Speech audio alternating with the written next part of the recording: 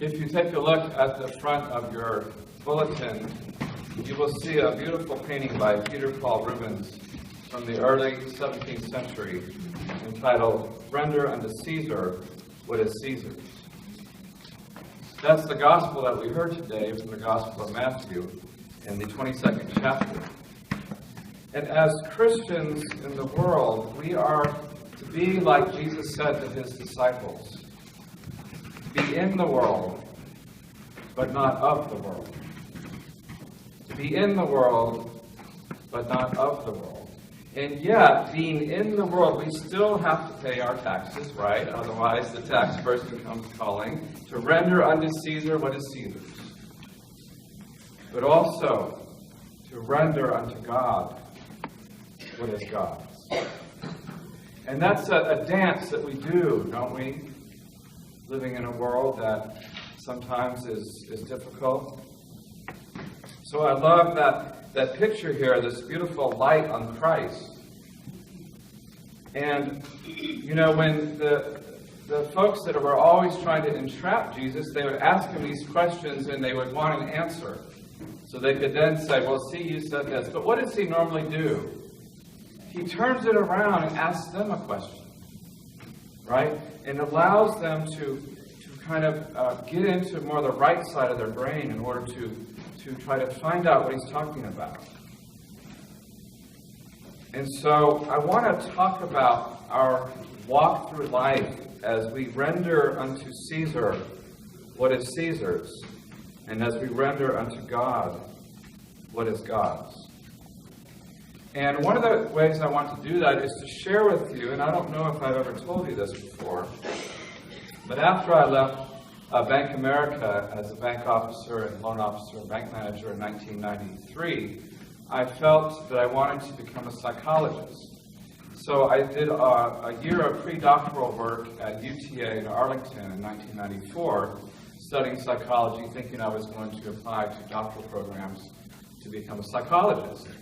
And I ended up taking a theology class at Perkins School of Theology at SMU just for fun, and fell in love with that field. And went off to study that, and then eventually, ordination, which I was not interested at all in the least at the time, in 1995 when I moved to Boston. It's interesting how psychology led me into theology. And there's a great connection between religion and psychology, and that is probably proposed most by a man named Carl Gustav Jung, of Jungian psychology, J-U-N-G. I wanted to share with you something about him, and so every second weekend of the month, on a Friday night or a Saturday morning, depending on the content during the academic year, I drive to Dallas to join about 30 or 35 or 40 other folks at the Jung Society of North Texas. And we have various speakers that come, and this last weekend we had a former Roman Catholic priest and Jungian analyst who used to be in North Texas, who's now in Oregon, named Dean Schlecht. And so Jung's psychoanalytic school is something that's similar to Freud, as you've heard probably more about, and it's called the School of Depth Psychology. Now, Freud did not have any use for religion at all. He thought it was a projection. But Jung had a great sense of what it is and the power of religion and how it can do good. Freud's school was called psychoanalysis, and Jung's school is called analytical psychology. And so years ago in the 70s, the organization in Dallas that first started was called the Dallas Psychoanalytic Society and Institute. And there was a big connection between the University of Dallas, the Roman Catholic University in Irving. And then the name changed to Analytical Psychological Association, where there was a lot of Jungian analysts, and then some lay folks who were friends of Jung came, and then they joined eventually.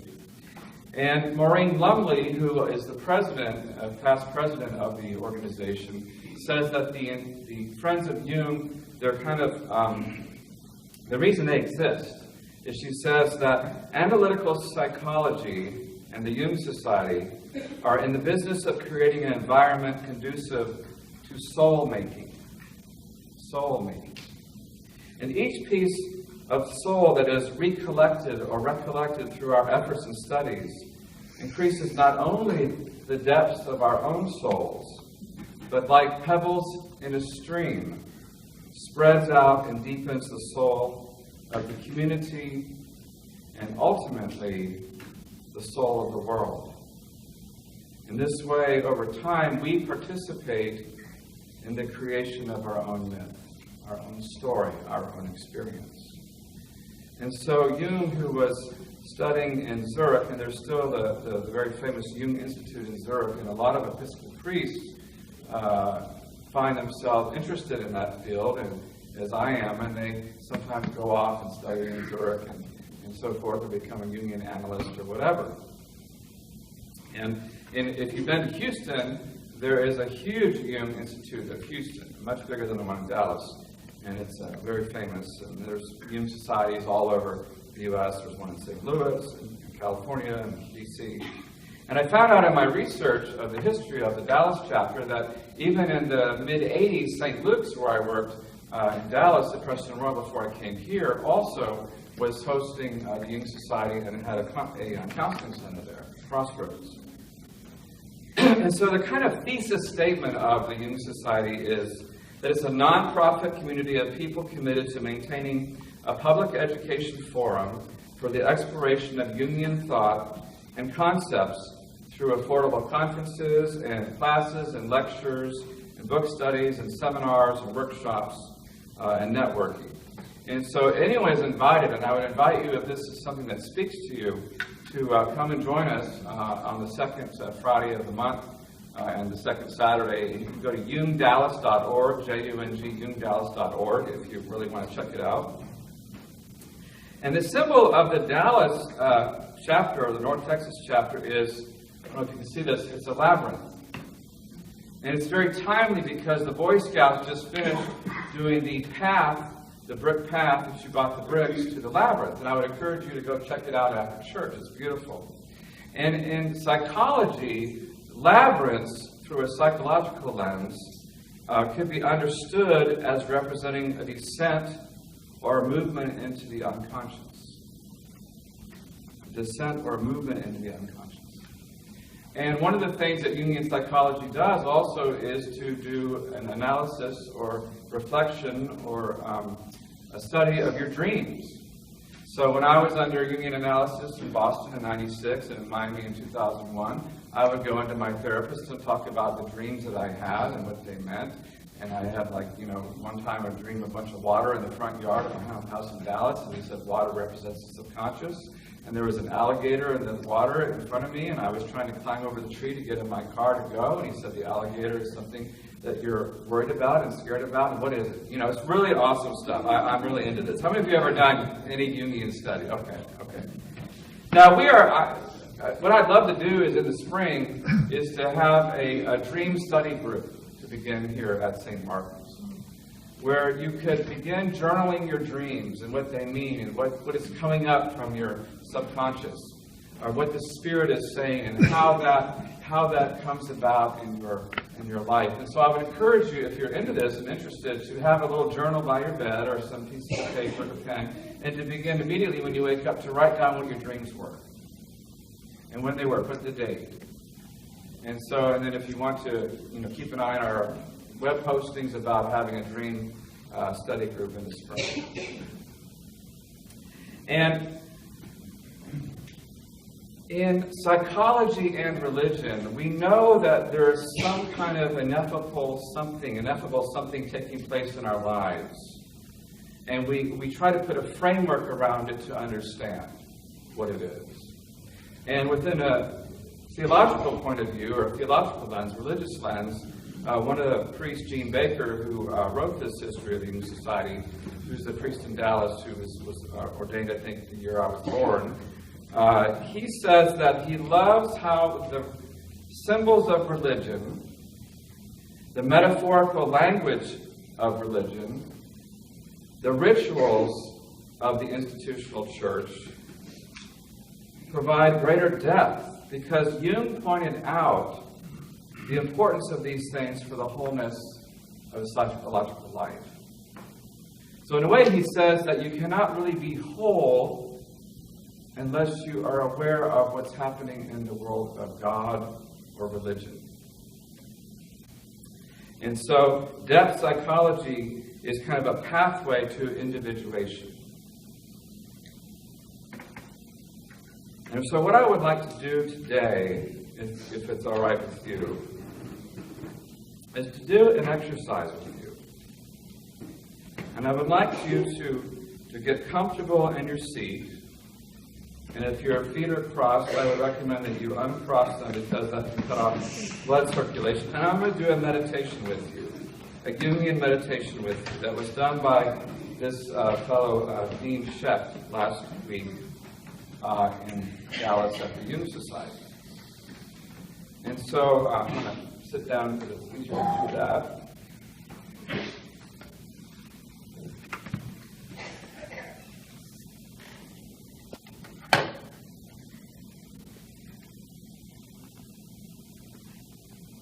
Just be aware of your body.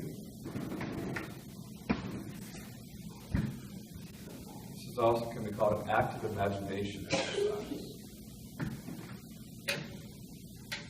So I would invite you to close your eyes. That's usually the most successful way to experience this. And I want you to think about your persona or your masks that we wear every day. Sometimes it's the persona of our professional life. Sometimes it's the persona of our romantic life.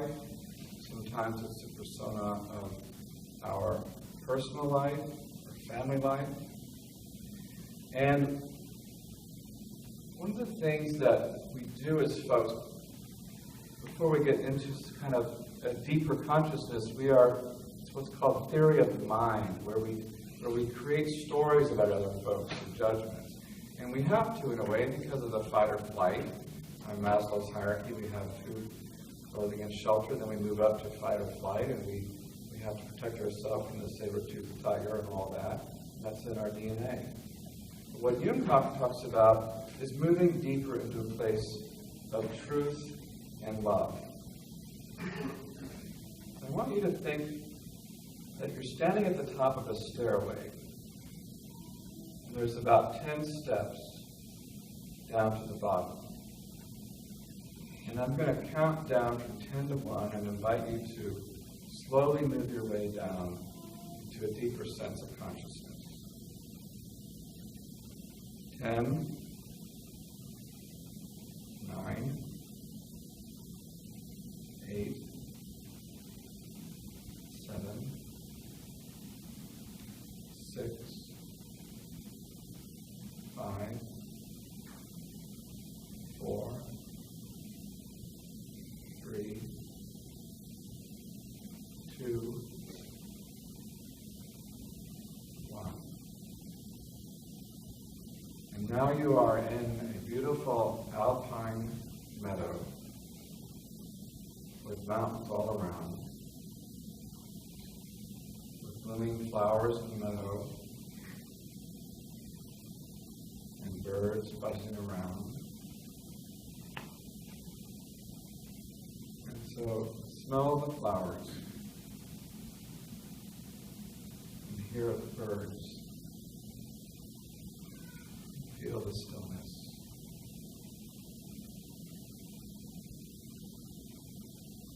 Touch the flowers.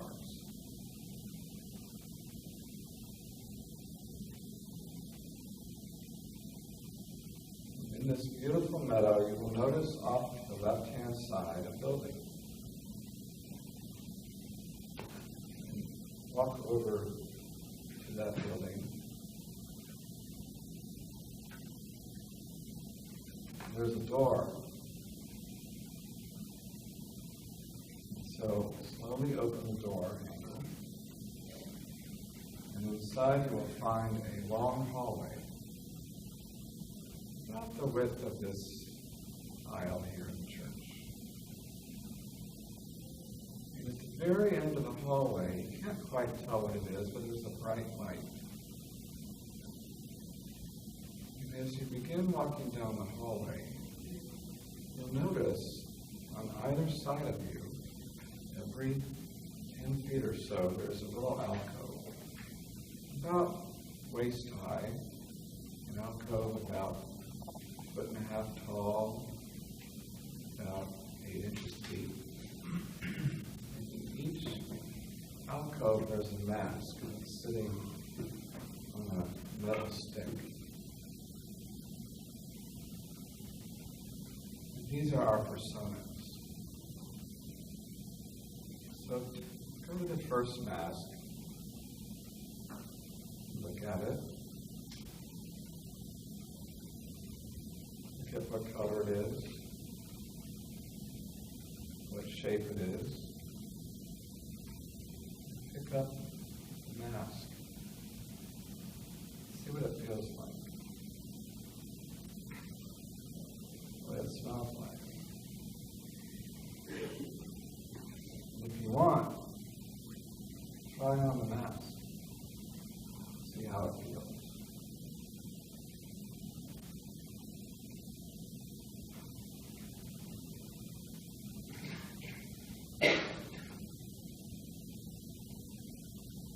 When you've done that, just gently put it back on its pedestal. Begin walking down the hallway toward the bright light. The hallway is a metaphor for our life and our spiritual death. Further down the hall we go, the deeper and deeper we enter into the Spirit of God in Christ.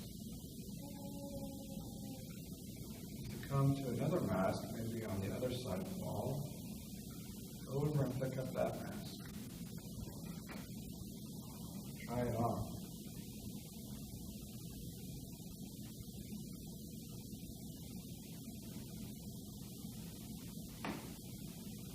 And then put it back on the pedestal when you're done.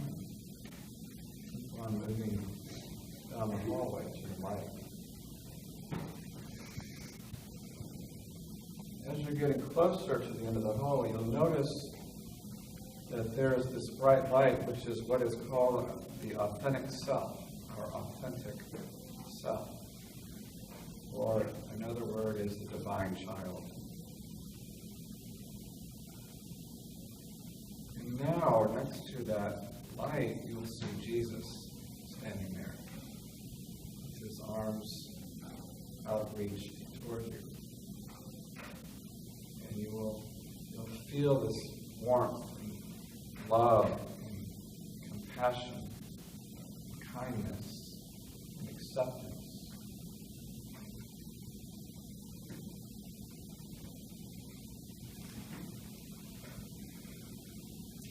Jesus is smiling. It's all about love.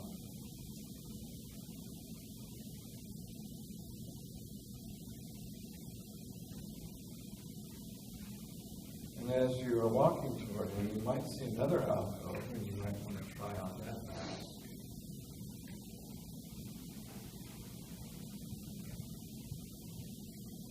And the purpose of putting on these masks as we walk down the hallway is that we want to put on the masks that we want to shed, to get rid of. And so that we can continue down the hallway to our authentic selves.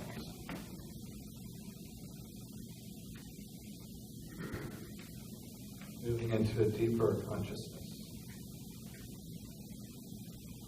Really focusing on the depth of our souls.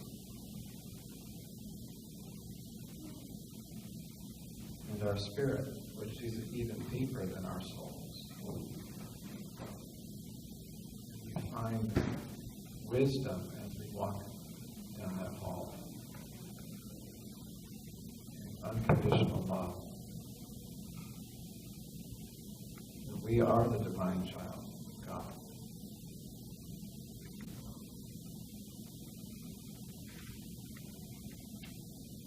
That we have reassurance of God's love and glory.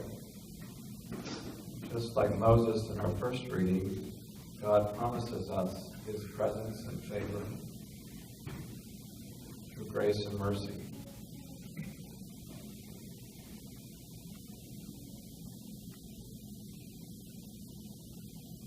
you are now at the end of the hallway, you can reach out and touch your divine child, your authentic self.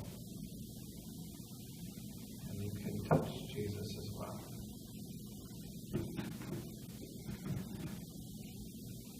We have the Holy Spirit in each one of us. The great Christian mystic Thomas Merton once said that we don't have to imitate Christ, but only animate him, because he is already inside of us.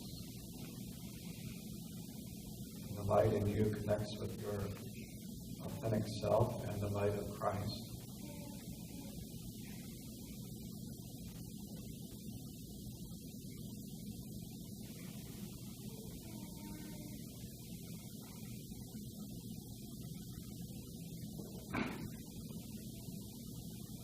God said to Moses, "My presence will be with you always, and I will give you rest."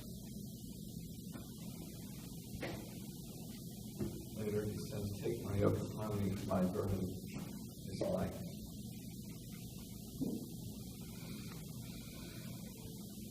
Now that you have embodied that sense of Christ's light and love, begin moving back toward the door at the end of the hallway where you came in. You can do that by walking backwards, or you can turn around and walk slowly back. It's a very safe space.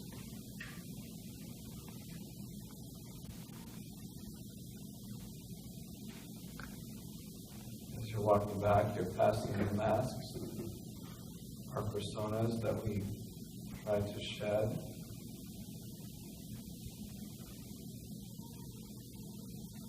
And as you come back to the door, turn the door handle and go out into the meadow, the beautiful meadow. You hear the birds again and smell the flowers.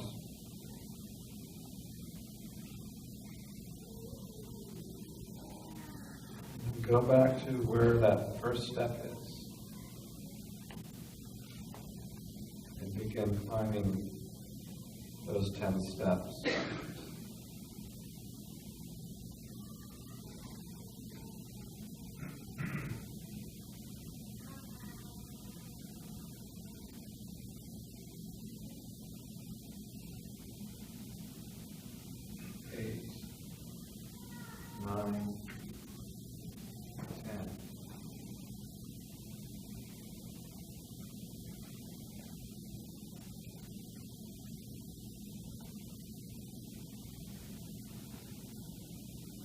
When you're ready, come back to the room at your own pace.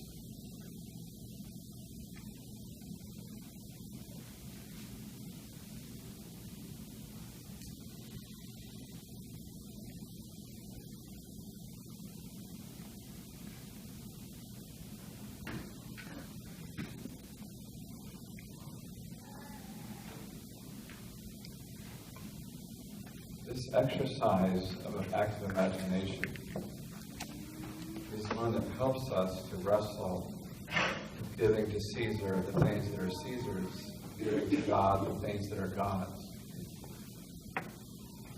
And when I did this exercise on Friday night, my father, who had died 28 years ago, came to me during the experience. And you might have had some mystical experience just now. Or you might have one in the next couple of days.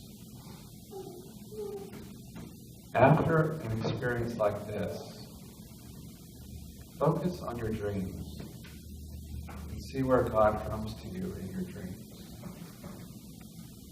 Because God's already in us, right? So God will raise that up into a conscious level, like a flower that's blooming in the morning that opens up its beautiful petals.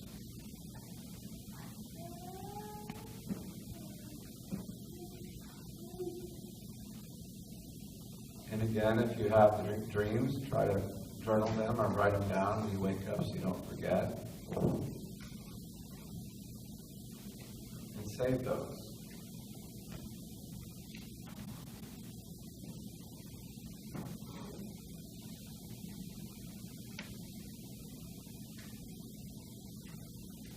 This kind of Jungian exercise is a glimpse of what the next life is to come. That peacefulness standing in front of Christ, the love and the warmth and the unconditional love and forgiveness and embracing that our authentic selves just standing before God. And so we can have some of that now, so that we remember, as we live as disciples of Christ, being in the world, but not of the world, we can have these experiences that allow us to really focus on rendering to God first what is God's, and then unto see